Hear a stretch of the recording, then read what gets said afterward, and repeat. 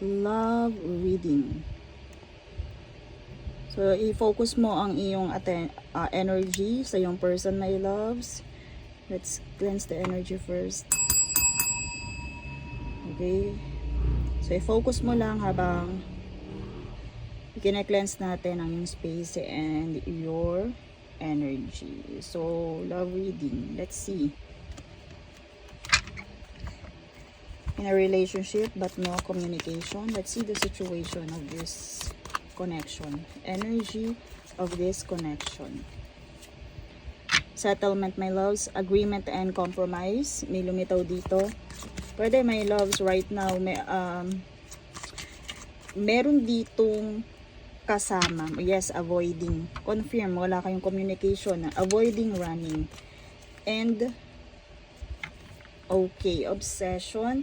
So dito, my loves, I hear may indulgence dito na during this time of no communication, my loves, if ikaw yung obsessed na to, pwede din kasi with this milk and this sweet bread, kung makikita mo, they have jam, and masasabi natin na indulgence, di ba? So, since naantalong natin in a relationship kayo and no communication kayo, my loves, so nandito yung lumitaw dito yung no communication. Someone is avoiding or running in this relationship, my loves. So, pwede na sa kagustuhan niyang magawa yung bagay na to, the agreement and compromise. So, dito, pwede, my loves, na behind the scene ay may mga kasama itong person mo. Pwede meron siyang kasama, kaset. Pwedeng ganun, my loves. Meron tong kausap. So, right now, hindi pa natin siya masasabi kung yung indulgence na to and obsession ay may kinalaman sa another energy.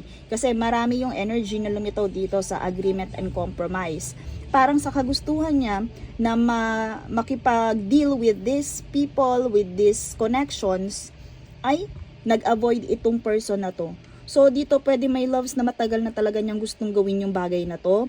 At pwedeng hindi niya alam kung paano niya i-open sa'yo. So, very tempting itong energy na to, my loves, na kung saan hindi niya kayang i-open up sa mismong karelasyon niya.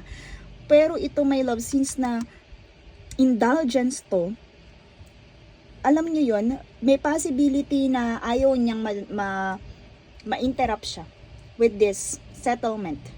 Look at this wine glass and the cheers. Diba? Pwede, my loves, yung energy na to ay happy-happy na kung saan one of you ay ayaw magpa-disturb. Okay? One of you ay ayaw magpa-disturb. So, dito, my loves, yung energy kasi dito, may nagpa-party, let's say, merong masaya. And someone is obsessed. Pwedeng hindi kasi siya masasabing overthinking eh. Ang obsession na to, my loves, is yung kagustuhan at desire. So, dito sa indulgence na to, ang energy ng card na to ay desire. So, kung makikita natin, pwede hindi lang isang tao involved dito eh. Pwedeng marami yan. And right now, pwede, my loves, hindi niya yun ma-i-open. That's why, parang sa kagustuhan niya ng mabilisan na option, they are avoiding they are avoiding your situation. Oh, ayan, lumitaw na. Merong snake nga dito, my loves. So, ito kadalasan sa love reading, the snake is the other woman. Pwede, my loves, hindi natin inaano dito. Meron ditong look over your shoulder or eto, kung ang iyong partner ay medyo mabarkada, possible to na meron kang enemy or ka-competition doon sa mga circle of friends niya. And dito, my loves, pwede na belong doon ito. Okay? Kaya, hindi niya na-open. Even na hindi sila, my loves, in a relationship, I hear na desire or nasa desire ng taong to, itong snake na to. So, pwede, my loves, na yun nga, ayaw nilang magpa-istorbo. So, pwede they are running in this relationship. Yan, my loves. So, kung ang isa ay gano'n, merong desire, obsession, and snake, I hear, my loves, talaga, You need to free yourself if this is a toxic relationship. Kasi my loves, healing from heartbreak, pwedeng mag-cause talaga itong situation na to ng pain sa other side, okay, ng relationship na to. Kasi meron talaga, it's a confirm na merong snake na involved dito, na merong hindi nagsasabi ng totoo. That's why may isang bigla na lang running and avoiding. So nakita nyo naman, sinapol natin ang card at ito ay very aligned with you, my loves. So dito, my loves, I hear na hindi mo kailangang habulin ang taong tumatakbo. Okay? You need to free yourself from this toxic relationship kung patatagalin niya itong pag-overthink mo. Okay? Kasi paano mo pahahabulin yung taong obsessed sa iba? Paano mo pa ipaglalaban yung taong pinapaboran yung ibang energy or yung ibang goals or yung ibang companionship?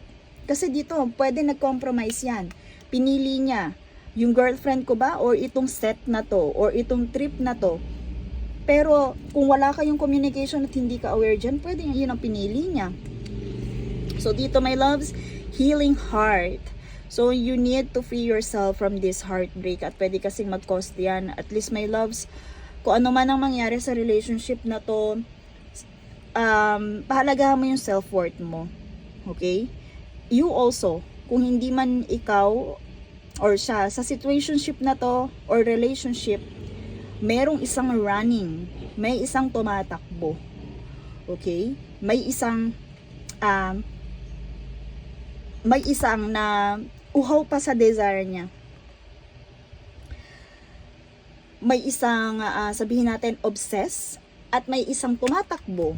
So hindi naman natin sabihin na ikaw yung obsessed, pero hindi siya balanse kung titingnan natin. Okay? And that's all for you. Thank you so much and see you in my next one.